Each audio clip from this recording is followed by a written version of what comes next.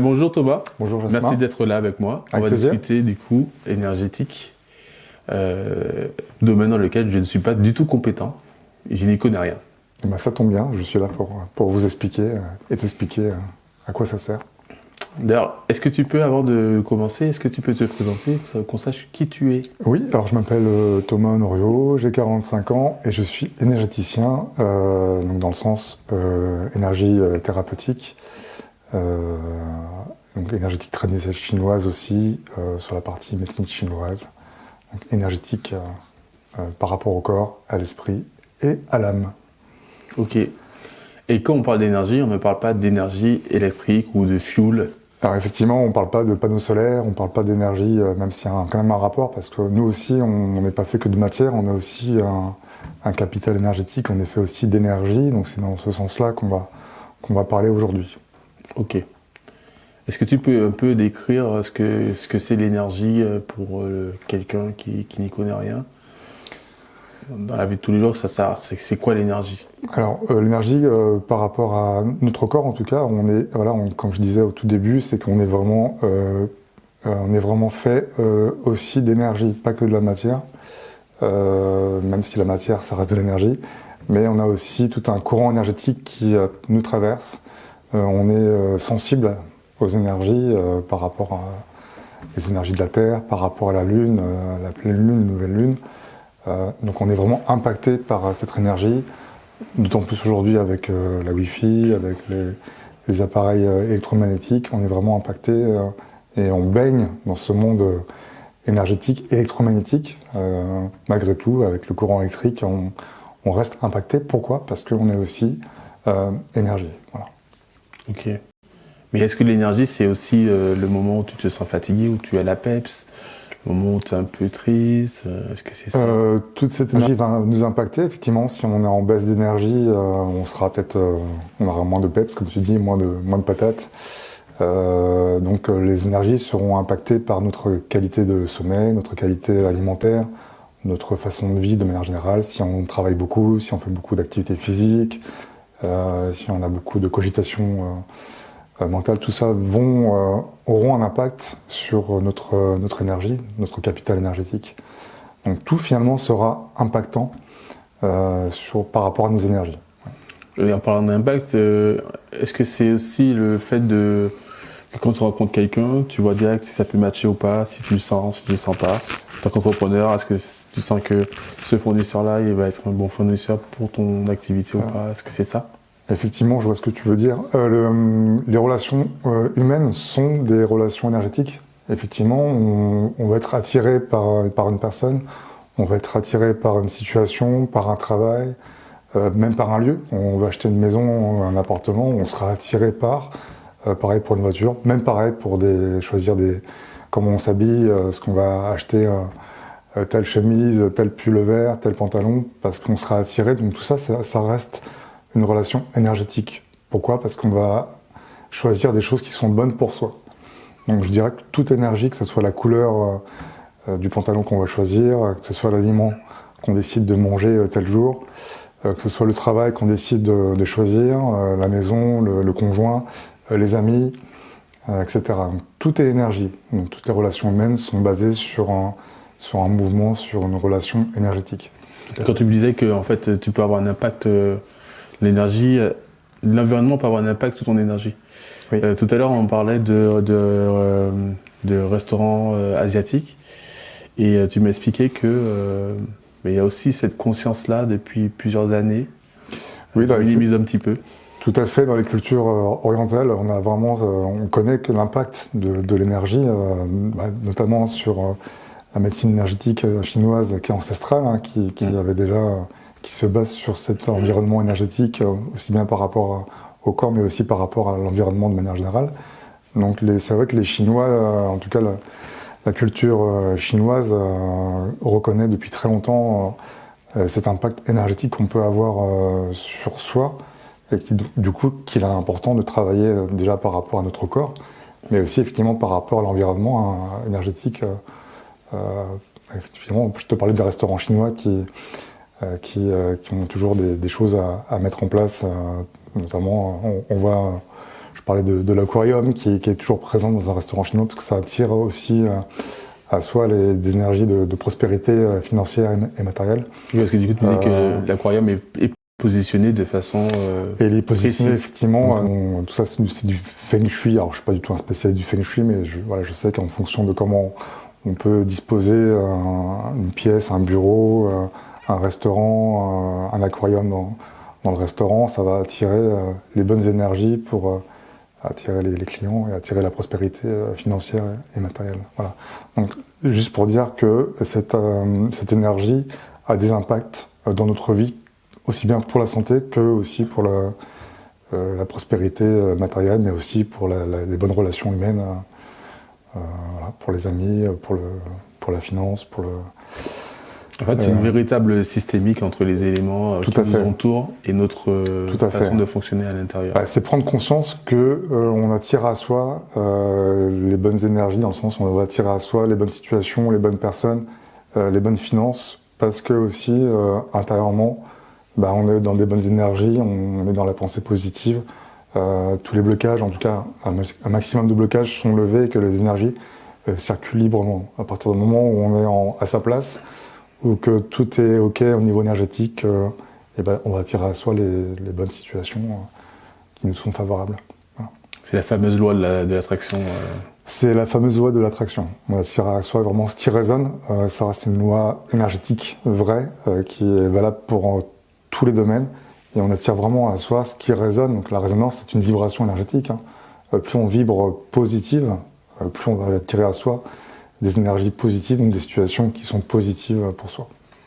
Et du coup, ça veut dire que si on vibre positif au sein de notre entreprise, on va attirer des clients Exactement. Qui vont correspondre à cette énergie-là. Et ça va être un cercle vertueux. Tout à fait. Alors, je dis souvent, quand je forme des thérapeutes notamment, on attire à soi les patients qu'on mérite. Aussi, j'ai envie de dire qu'on attire de manière générale les clients qu'on mérite, les amis qu'on mérite. Voilà. Ouais. Le fait de faire un nettoyage énergétique va aussi aider à faire un nettoyage naturel dans la vie de tous les jours.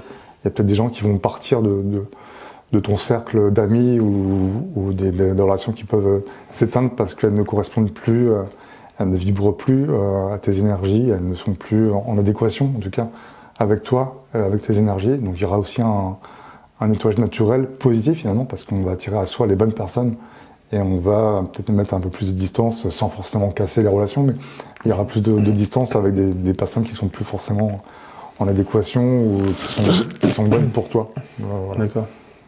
Et du coup, c'est vrai que ce genre de choses, effectivement, le fait de ne pas se sentir à sa place, de se sentir mal entouré, mal compris, c'est vrai que ça peut générer, à juste ou mauvais titre, c'est-à-dire que si tu as bien compris que tu n'es pas forcément dans la bonne énergie, ou alors tu as compris que tu n'es pas là où tu dois être, ou tu n'es pas dans la bonne position ou dans le bon état d'esprit, ça peut créer, j'imagine, des blocages énergétiques qui vont se transformer en blocages physiques. Alors disons que ça peut effectivement, tout blocage énergétique si on parle par rapport au corps, effectivement, par rapport à nous, tout blocage énergétique, qu'elle soit interne, je dirais, lié à nos émotions. Voilà, on est des êtres humains, donc on peut avoir des blocages parce qu'on vit des moments difficiles, donc ça crée des blocages énergétiques, mais ça peut être aussi des blocages extérieurs, donc qu'elles soient, je dirais, internes ou externes. Les énergies, en tout cas les blocages énergétiques, auront un impact, bien sûr, sur nous par rapport à la santé, par rapport à notre état émotionnel, mais aussi par rapport à des blocages extérieurs qui peuvent, comme je disais au début, on attire à soi les énergies qui vibrent, donc s'il y a des blocages, on peut aussi attirer des situations bloquantes, et inversement, des situations bloquantes peuvent favoriser des situations, des blocages internes qui vont, avec le temps, générer des problématiques physiques et ou émotionnelles et mentales. Voilà. Ouais, mais des fois, tu peux avoir un blocage parce que dans ta famille, il y a ce blocage-là depuis des générations. Bien sûr, on peut effectivement recevoir des choses, des cadeaux, j'appelle ça des cadeaux de la famille qui ont été transmis de génération en génération, des blocages, des choses qui sont inscrits dans nos cellules, Mais la fatalité n'existe pas. On peut couper, on peut travailler justement sur ces blocages ancestrales, sur ces mémoires ancestrales qui sont transmises à la naissance, mais aussi qui sont transmises dans l'éducation, dans ce qu'on nous a inculqué. Et l'idée étant de refaire le chemin inverse, de se défaire de ce qui nous empêche d'avancer, qui peut-être ont été bénéfiques à un moment, mais qui aujourd'hui peut devenir un blocage parce qu'aujourd'hui on a besoin de se libérer de ça et d'en sortir. Voilà.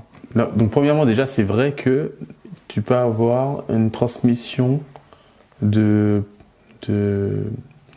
traumatisme entre guillemets, oui. Puis via les gènes.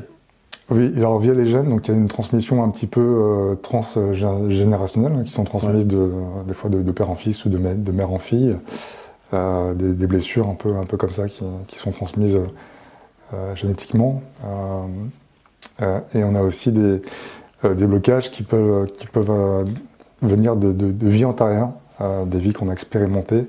Donc là, on est sur des croyances un peu plus spirituelles, mais en tout cas sur quand on est incarné, voilà, quand on croit à la réincarnation, et ben on peut récupérer des blocages, des blessures qui sont liées à ces incarnations et qu'on est venu aussi régler dans cette incarnation ça fait partie un peu des objectifs de vie. Pourquoi on est sur Terre? Ben, on est sur Terre notamment pour régler et travailler ces blessures, qu'elles soient d'origine karmique, d'origine antérieure, sur des vies antérieures, ou qu'elles soient sur cette vie-là, dans le sens où on a aussi des blessures qui sont transmises par nos parents, par nos arrière-grands-parents, et nos blessures, bien sûr, qu'on a aussi, qu'on a expérimentées, en tout cas qu'on a reçues étant enfant, et qu'on continue peut-être aussi à recevoir en tant qu'adulte. Alors là, on est un peu entre la religion, j'ai l'impression, et la science, parce que je crois que ça a été prouvé que des rats qui ont été traumatisés, ou je sais pas quoi, il me semble, alors, que pourquoi la religion? Grosse bêtise, parce que tu me parles de plusieurs vies. Alors, justement, si on parle de religion, on rentre dans les croyances. Là, on est vraiment dans la spiritualité. Okay. Peu importe la religion, on rentre vraiment dans quelque chose d'une reconnaissance, d'une énergie supérieure, peu importe comment on l'appelle, qu'on l'appelle Dieu, qu'on l'appelle l'univers, on s'en fiche. Clairement, c'est totalement l'inverse de la religion, qui est beaucoup enfermante et dogmatique. Autant là, on est dans des croyances générales, peu importe qu'on croit comme un chaman ou comme aux Amérindiens à la mère, à la terre-mère, qui est pour eux leur Dieu, on va dire. Qu'on croit à l'univers, qu'on croit à Jésus, peu importe, on s'en fiche, on n'est pas là pour ça. Mais vraiment qu'on reconnaisse simplement cette énergie. Et cette énergie, finalement, elle est dans notre corps. C'est une flamme, une énergie qui est présente et qui arrive à la naissance. C'est juste qu'on considère que cette énergie, qu'elle existe en dehors de la matière, donc en dehors du corps. Donc avant la naissance et après la mort, elle continue d'exister. Donc on rentre quand même dans des croyances et on croit aussi quand même qu'il y a eu plusieurs expérimentations dans des corps, d'où l'incarnation qui est possible. Donc, effectivement, on rentre quand même en considération dans des choses un petit peu ésotériques et qu'on reprend dans les religions, pas toutes, mais dans certaines religions, on reprend ce phénomène. Mais pareil pour la science, il y a des choses qui sont reprises. Et la science, la science aujourd'hui, elle tente à montrer que cette énergie, ce réseau en fait énergétique existe, et on rentre dans cette physique quantique qui essaye de montrer l'origine du monde, qui essaie de montrer que on est aussi énergie. Peut-être qu'il y a des choses un petit peu ésotériques qui seront démontrées, qui commencent à être un petit peu démontrées, qui existent. De la même manière qu'il y a encore quelques centaines d'années, le courant électrique n'existait pas, on n'avait pas de lumière, on était à la bougie et au bois pour se chauffer. Et que malgré tout, aujourd'hui, on a du courant et que même si on ne le voit pas, ça existe. Il y a beaucoup de choses qu'on ne voit pas encore avec nos yeux, qu'on ne peut pas toucher, mais que peut-être qu'on verra plus tard grâce à des machines qui seront inventées pour pouvoir justement voir notre aura. Je sais qu'il y a déjà des machines qui existent pour voir l'aura, mais de plus en plus de choses scientifiquement prouvées pour dire que on n'a pas juste un corps, une matière du sang, mais aussi qu'on est fait d'énergie et que cette énergie, elle continue de vivre après notre mort physique. Voilà. Attends, je t'arrête sur le mot aura. Oui. Est-ce que bon, moi j'ai une idée de ce que c'est, D'accord. sans pouvoir pour autant réussir à le définir clairement. Alors, clairement, c'est le nom qu'on donne un petit peu à l'enveloppe énergétique. Ok. Notre enveloppe énergétique, on appelle aura, on peut appeler ça des corps énergétiques, des corps éthériques. L'aura, de manière générale, c'est l'enveloppe énergétique, l'enveloppe qui nous entoure, qui compose notre énergie. Voilà. Donc je suppose que c'est vrai que des fois on peut sentir de certaines personnes, c'est leur aura en fait qu'on sent, on ressent. Oui. Bah, tout ça, c'est effectivement ce qu'on ressent, c'est cet échange énergétique entre deux personnes, parce que on est reliés les uns aux autres, on est reliés à la nature de manière générale, on est reliés à l'univers. C'est une grande toile d'araignée, c'est comme le web. On est tous reliés via les téléphones aujourd'hui, via les sites internet. Nous, c'est pareil, en fait, on n'a rien inventé. Ce réseau existe depuis toujours, c'est juste qu'on n'est pas... Sans jeu de mots, on n'est pas au courant. Ouais. On n'est pas au courant que ça existe, mais on est déjà connectés les uns aux autres. Et c'est ce que tu parles ce que tu énonces, c'est l'espèce d'intuition. On est reliés, comme tu dis, avec deux personnes, par exemple, on ressent une connexion ou pas avec cette personne. On peut être attiré par une personne, comme on peut être repoussé sans forcément qu'il y ait eu sans forcément qu'on se connaisse, qu'il y ait eu d'échanges en particulier, mais dès qu'il y a une connexion qui s'opère, que ce soit visuelle très souvent, mais même des fois, il suffit d'acheter un livre ou même d'avoir quelqu'un au téléphone qu'on n'a jamais vu, il y a une connexion qui s'opère à distance. Et on sait même juste en écoutant la voix c'est une énergie, c'est une vibration, la corde vibre, la corde vocale elle vibre, elle envoie une énergie. Donc juste écouter la voix par téléphone, on a des informations qui nous viennent, on se dit tiens lui... j'ai confiance en lui, en elle, lui, je le sens pas. On a déjà des informations juste avec le son de la voix, alors qu'on n'a pas la visu. Donc tout ça, c'est l'énergie. Voilà, on reçoit des informations via ces échanges énergétiques. Voilà. Ok. J'avais une question tout à l'heure, lorsqu'on parlait de transmission. Avant d'embrayer sur la deuxième question. D'accord. Tout à l'heure, tu disais que oui, on a une transmission entre les générations, entre les personnes, de père en fils, de mère en fille, et que parfois on peut hériter de cadeaux de nos parents. Mais du coup, ces cadeaux-là, parfois, ça peut être des cadeaux empoisonnés, entre guillemets. Donc ça veut dire, ça peut être, par exemple, la simple peur de l'eau, qui peut nous faire croire qu'en fait, on n'est pas fait pour nager. On n'est pas fait pour savoir nager. D'accord. Et donc, on ne pourra jamais, ne serait-ce que se sauver s'il y a une catastrophe. Okay. Est-ce que ça, on peut le dépasser ? Oui, on peut le dépasser. Alors, des fois, c'est un mal pour un bien. C'est aussi grâce à ce dépassement qu'on devient qui on est. Si tout était rose, c'est grâce au mal qu'on peut affronter, trouver des solutions et devenir s'endurcir, travailler sur soi et devenir la vraie personne qu'on est aujourd'hui. Donc c'est souvent vu comme des cadeaux. C'est en nous faisant du mal qu'on évolue. Si on nous donne pas un coup de pied au cul pour nous faire bouger, on bouge pas. Et souvent des situations comme ça ou des choses qui ont peut-être été difficiles pendant l'enfance ou même après, c'est grâce à ça qu'on peut avancer et qu'on va travailler sur soi et qu'on va devenir la meilleure version de soi-même. Alors que si on ne booste pas, si on est dans un monde de bisounours, tant mieux, c'est chouette, mais en même temps, c'est pas ça qui nous fait avancer. Ça fait penser beaucoup au monde entrepreneurial. Oui. Par exemple, pourquoi on a inventé la machine ? Parce qu'on s'est rendu compte que, en fait, le crottin de cheval, c'est pas hyper super cool à avoir devant son magasin lorsqu'on va acheter son pain ou lorsqu'on veut vendre ses chaussures. Le crottin de cheval. Le crottin de cheval, parce que pour la petite histoire, en fait, au départ, il n'y avait pas de machine. Donc les gens, ils arrivaient en cheval. Ah oui, d'accord, ok, par rapport au... Ouais. Et du coup, il y avait beaucoup, très souvent, des barrières en fer qui permettaient d'attacher les chevaux. Notamment en face des théâtres. Et du coup, ça faisait qu'il y avait beaucoup de crottins de cheval, de chevaux, ou de cheval. Oui. Tu choisis. En face des magasins, des devantures. Ce qui était un peu problématique en termes de santé, en termes sanitaires. Ouais. Et c'est pour ça aussi qu'on dit merde quand tu vas faire passer un examen, par exemple. D'accord. Parce que lorsque c'était les comédiens qui faisaient leur première apparition, eh ben, on leur souhaitait beaucoup de crottins de cheval, qui veut dire qu'il y a beaucoup d'entrées au théâtre. Voilà, petite... D'accord, pas mal. Je la retiens pour une prochaine fois. Du coup, on en était où? Je sais plus. On parlait des transmissions. Tu disais qu'on pouvait dépasser ça. Oui. Tu me parlais, c'est comme en entreprise. Et oui, voilà. Et du coup, ouais, exactement. Et du coup, le fait qu'on soit passé du cheval à la machine à vapeur, puis à la voiture, puis au train, puis à l'avion, ça, c'est venu de frustration, de problématiques, bien sûr, qu'on a essayé de surmonter. Bien sûr.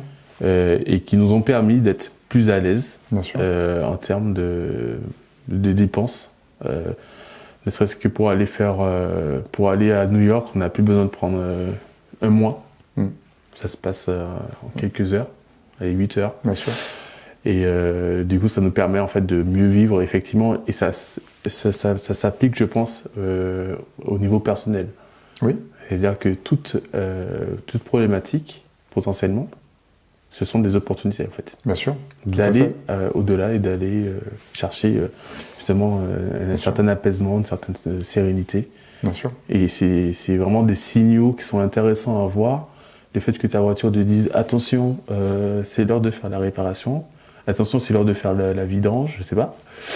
Ben, si tu caches le petit logo vidange, le petit logo pneu éclaté, bon, ça n'existe pas. Mais le petit logo orange, le petit warning. Si ça existe, le pneu. Ah oui, ça existe. Ouais, quand le pneu est dégonflé. Ok. Mais j'ai pas encore vu ça. J'ai une voiture récente pourtant, mais après, on n'est jamais récent. Ça va très vite aujourd'hui. Bon, on discrète. Mais du coup, oui, ce genre de choses, c'est des choses intéressantes à voir pour pouvoir améliorer sa condition.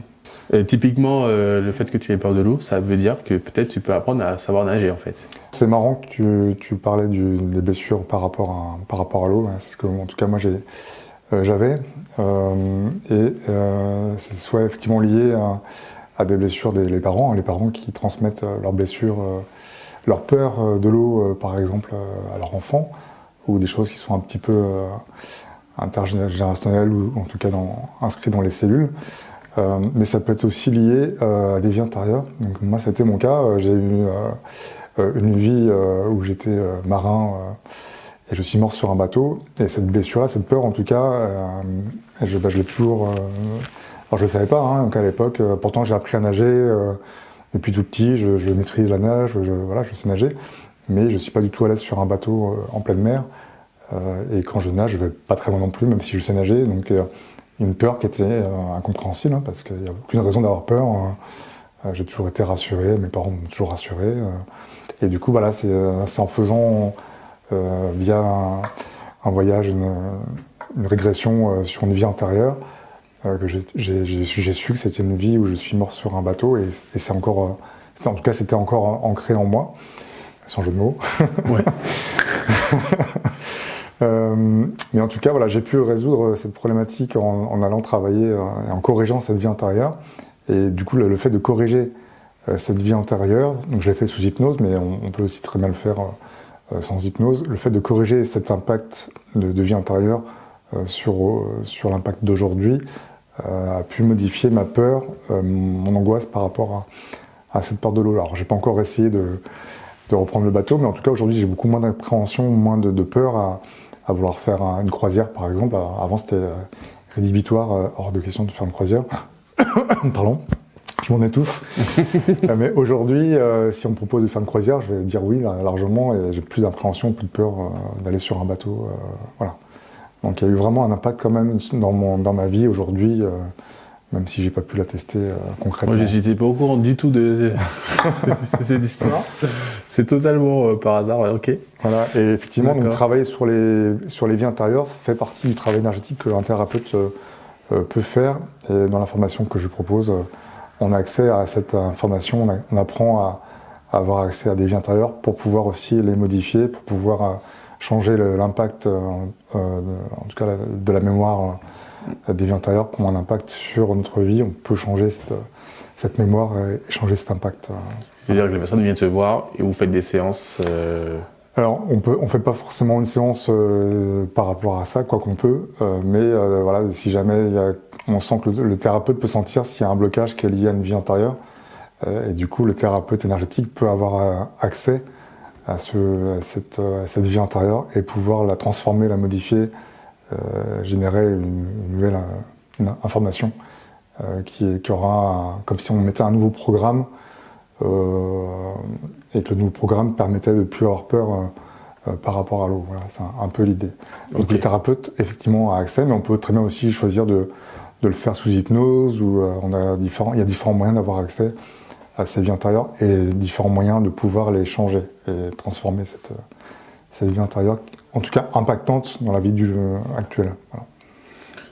Donc là, en fait, ça te permet de pouvoir, entre guillemets, guérir de ton mal.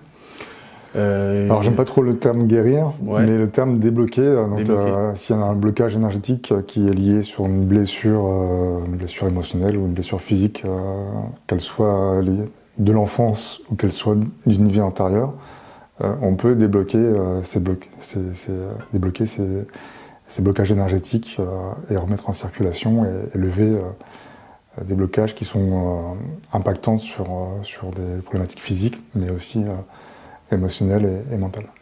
Oui, parce que du coup, le fait de dire guérison, c'est vrai que ça parle plus d'une maladie.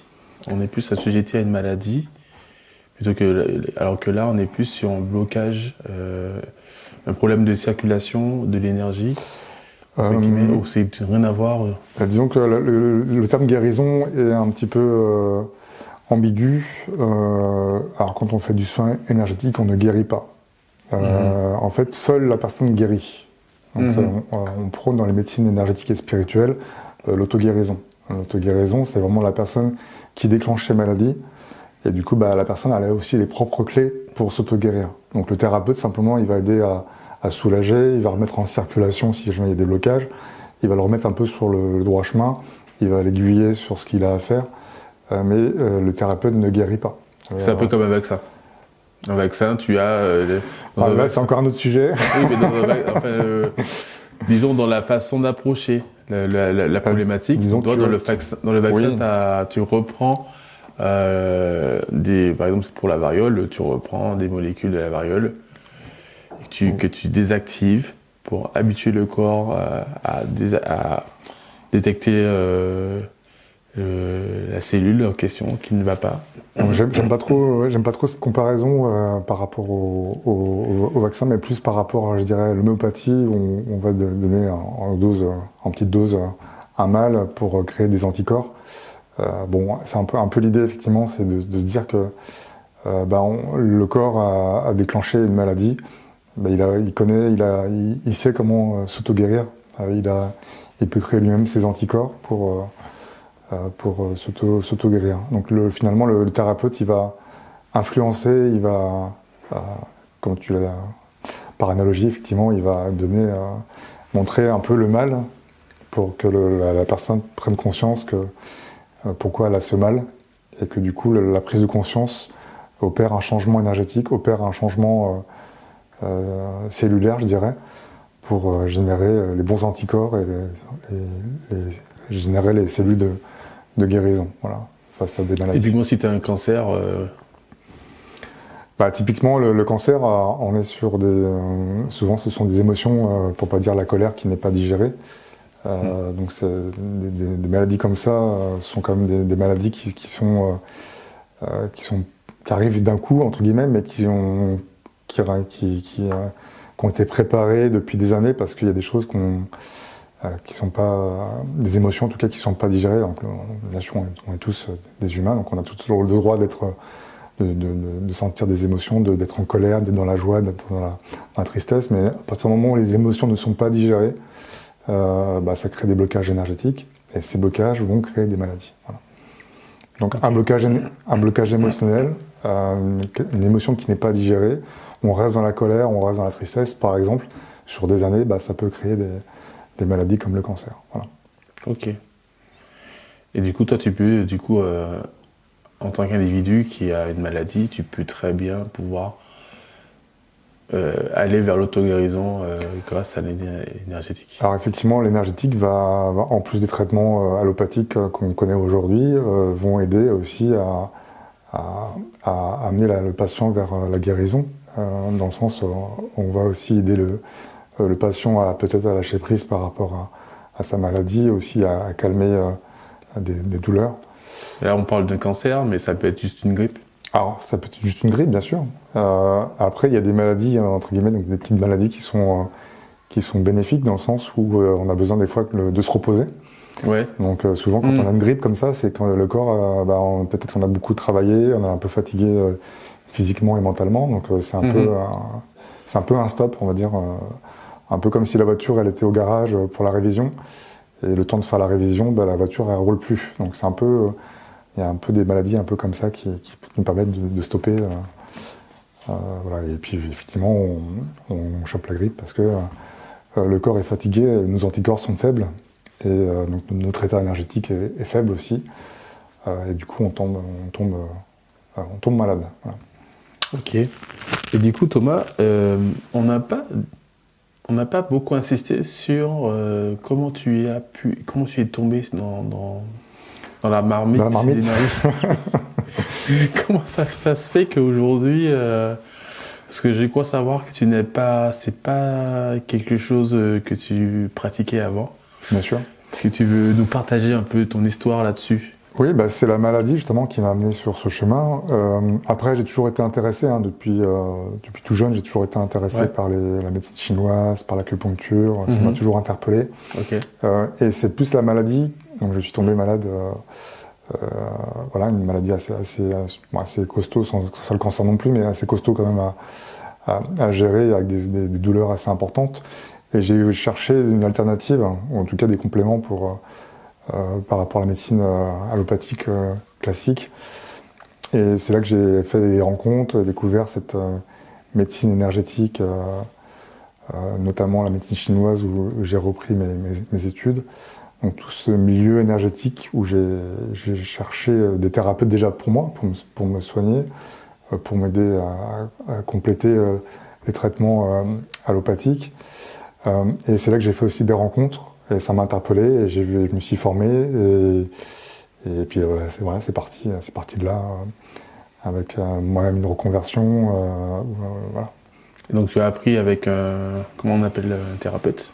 Oui, j'ai d'abord appris en réalisant un travail sur soi avec un thérapeute pour moi et après en suivant des formations bien sûr avec des thérapeutes qui formaient aussi bien en médecine chinoise qu'en soins énergétiques classiques. Voilà. Ok. Donc tu as été petit padawan? J'étais petit padawan, j'ai commencé comme tout le monde. Voilà. On m'a transmis des choses, j'ai été formé bien sûr. Et écoute, je sais, parce qu'on a un peu travaillé un petit peu sur le sujet, on a un peu discuté un petit peu avant, je sais que tu as inventé ou tu as innové cette connaissance qu'on t'a transmise. Alors, je dirais que je n'ai pas inventé l'eau chaude non plus. Ouais. On m'a transmis pas mal de choses et j'ai continué à développer et à compléter tout ce qu'on m'a transmis de maître à élève, je dirais. Comment je l'ai complété avec moi-même en étant connecté aux énergies, à l'univers et par rapport à mon expérience aussi. J'ai voulu créer ma propre cuisine.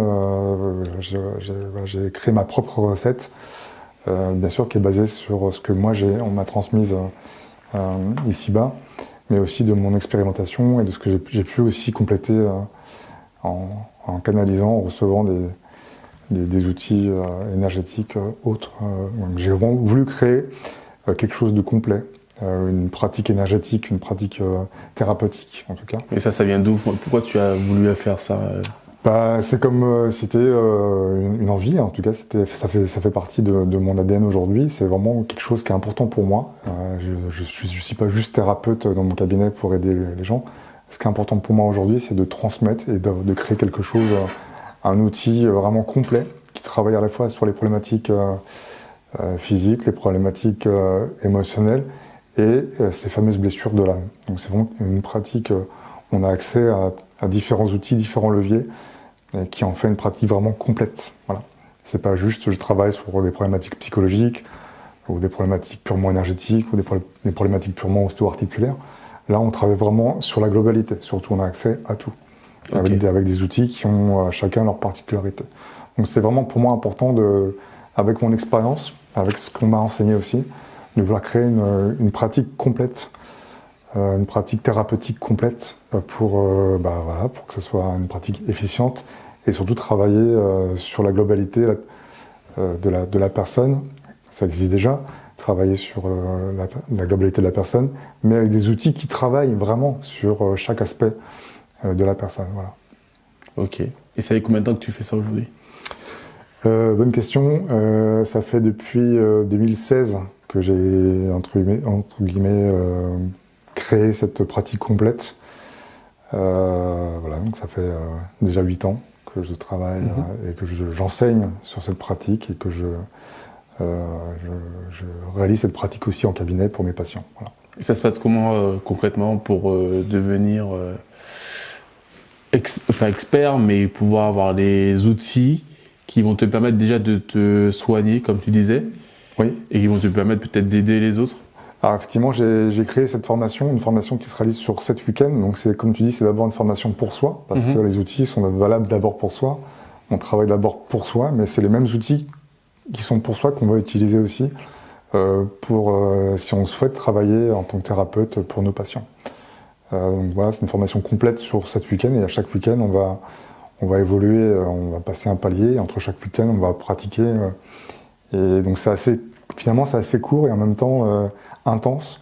Et en 7 week-ends, il se passe beaucoup de choses. Et comme toute formation, en tout cas ce genre de formation-là, il faut être prêt au changement, parce que c'est un peu l'autoroute qu'on prend. On peut faire la transformation, on peut la faire en 10 ans avec une thérapie ou tranquillement chez soi, où on peut faire un stage intensif, comme c'est le cas avec 7 week-ends de formation sur 1 an, et se passer sur 1 an. Et du coup, c'est un peu l'autoroute, on gagne 10 ans de thérapie. En tout cas, on peut vite franchir des blocages et avoir des outils incroyables pour pouvoir travailler aussi bien sur des problématiques ostéo-articulaires, comme un ostéo, comme un kinésio, ou faire un travail énergétique comme on peut avoir en énergétique chinoise ou en Reiki. Voilà. Donc c'est vraiment très complet. Et c'est quelque chose qu'on peut faire en présentiel ou en distanciel? Comment ça se passe? Alors aujourd'hui, c'est quelque chose que je fais en présentiel, parce que la formation existe depuis 2016.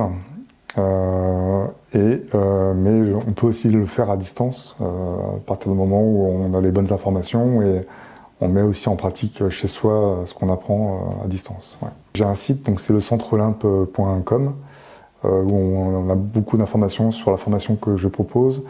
Je parle de ce qu'est l'osténergie, donc cette spécialité que j'ai, vraiment cette pratique énergétique qui est inspirée de l'ostéopathie et qui permet vraiment de réaliser un travail mécanique du corps, un vrai travail mécanique, mais sans toucher, sans manipulation. Voilà. Donc tout est bien expliqué. Et il y aura aussi bientôt un site vraiment sur l'osténergie en tant que tel que je compte mettre en place aussi.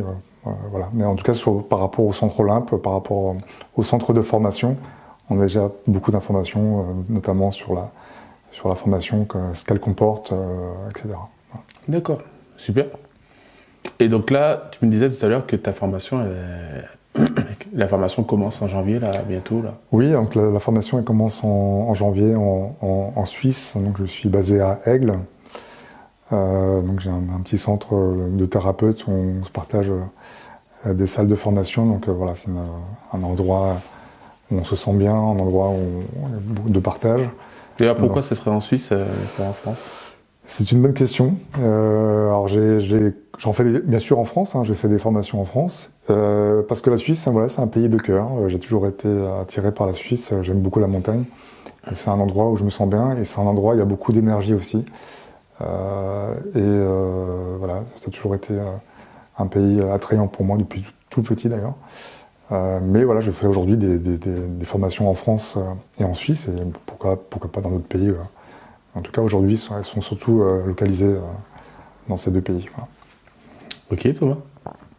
Et merci beaucoup. Avec plaisir. Merci de m'avoir reçu. Et puis, ce qu'on peut dire aux gens qui nous ont peut-être suivis jusque-là, ça serait peut-être de s'abonner à tes différents comptes, parce que tu es présent sur Instagram. Oui, je suis présent sur Instagram, donc c'est le Centre Olympe, hein, donc sur Instagram. Je suis présent sur Facebook en tant que Centre Olympe aussi. Thomas Honorio et Centre Olympe, donc les deux. J'ai ma page Centre Olympe et ma page Thomas Honorio, où on peut s'abonner aussi. Voilà. Et dans quel cas on peut peut-être se sentir légitime ou ça peut nous aider, juste pour finir, le mot de la fin, si on devait décrire quelqu'un qui pourrait utiliser les énergies, c'est vraiment accessible à tout le monde.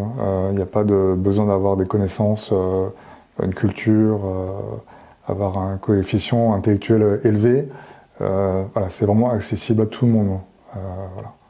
Donc ça, c'est important, et c'est une aide, surtout un outil vraiment qui est important, même si on ne le pratique pas. On n'est pas obligé de pratiquer les énergies, mais le faire déjà sur soi, ça va aussi aider son entourage, et ça va nous aider aussi dans notre vie de tous les jours, pour prendre les bonnes décisions, ne serait-ce que pour acheter sa maison, sa voiture, faire ses courses. Ça aide à prendre les bonnes décisions, ce qui est bon pour nous, et rien que ça, c'est un grand cadeau qu'on peut se faire. D'accord. Merci beaucoup, Thomas. Avec plaisir. À bientôt. À bientôt.